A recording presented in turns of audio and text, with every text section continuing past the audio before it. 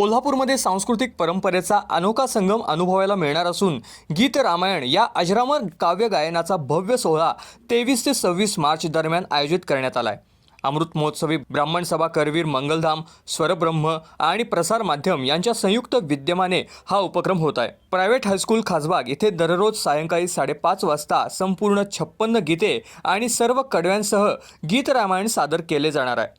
ग.दी. माडगुळकर यांच्या लेखणीतून साकारलेले आणि सुधीर फडके यांच्या संगीताने नटलेले हे सादरीकरण सलग 5व्या वर्षी कोल्हापुरात रंगणार आहे। या सोहळ्यात विविध मान्यवरांचा सत्कार, उद्घाटन आणि रामनवमी समारोप सोहळा पार पडणार असून स्वरब्रह्म समूहातील गायक गायिका आणि वादकांच्या साथीत हा कार्यक्रम अधिक रंगतदार होणार आहे।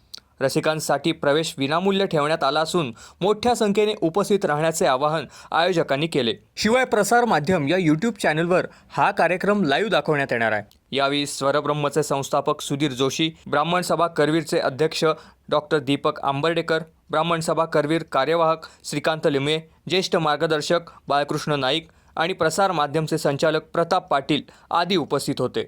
गेली 4 वर्ष अतिशय चांगला प्रतिसाद मिळाला। आता या वर्षीपासून त्याचं स्वरूप मोठं करायचं, त्याच्यामुळे प्रसार माध्यम पण याच्यामध्ये सहभागी झाले। याचं वैशिष्ट्य असं आहे, म्हणजे खरं तर गीत रामायण हा सांस्कृतिक ठेवा आहे महाराष्ट्राचा, पण बाबूजींचं गाव कोल्हापूर किंवा गदिमांची सुरुवात पण इथून झाली आणि त्या दोघांचं गीत रामायण कोल्हापूरमध्ये त्याला चांगला प्रतिसाद मिळतो। खरं तर तसा भावनिक टच आहे या गोष्टीला आणि कोल्हापुरातून हा कार्यक्रम मोठा होत जावा, दरवर्षी याचं स्वरूप वाढवा अशी आमची अपेक्षा आहे आणि तितकाच प्रतिसाद चांगला मिळतो।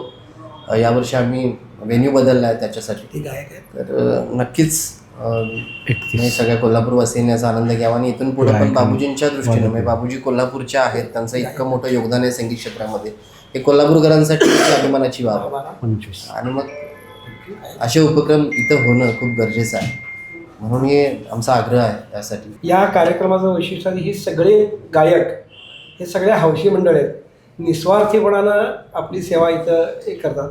या कार्यक्रमात जवळजवळ 20 ते 25 गायक, सुधीर जोशींचं एक वैशिष्ट्य म्हणावं लागेल की त्यांनी स्थानिक कलाकारांना एक प्रोत्साहन देण्यासाठी म्हणून या कार्यक्रमात वेगवेगळे गायक मुद्दामून त्यांना संधी दिली आहे आणि ते गायक ह्या गीत रामायणाला एक चांगली उंची देतील असा ब्राह्मण सभेचा आणि स्वरब्रह्मचा आम्हाला विश्वास आहे। आम्हाला पत्रकारांना आणि तुमच्या प्रसारमाध्यमं आणि सोशल मीडियाला एक कळकळीची विनंती आहे की हे जास्तीत जास्त लोकांच्यापर्यंत पोहोचवणं आपलं काम आहे, कारण तुमच्यामुळंच आमचे हे सगळं कार्यक्रम चांगल्या पद्धतीने यशस्वी होतात।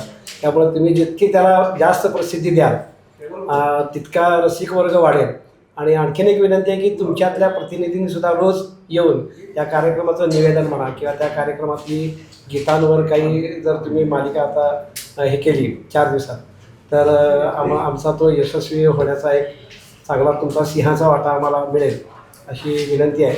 धन्यवाद। पण एका वेगळ्या अँगलनं ते निवेदन करतील यामध्ये। तसंच आम्ही वर्षभर वेगवेगळे कार्यक्रम करत असतो, वेगवेगळे विषय घेऊन। विशेषतः एखादा दुसरा कार्यक्रम सांगायचं तर स्वातंत्र्यवीर सावरकरांवर आपण एक कार्यक्रम करतो, त्यांच्या कविता वाचन आणि त्यांची गीतं आणि त्यांचं चरित्र सांगणं, असे विविध कार्यक्रम आपल्या संस्थेतर्फे होत असतात आणि आमचा प्रयत्न असा असतो की जास्तीत जास्त मूळ गाण्याच्या जवळ पोचणं, याचा आमचा प्रयत्न असतो।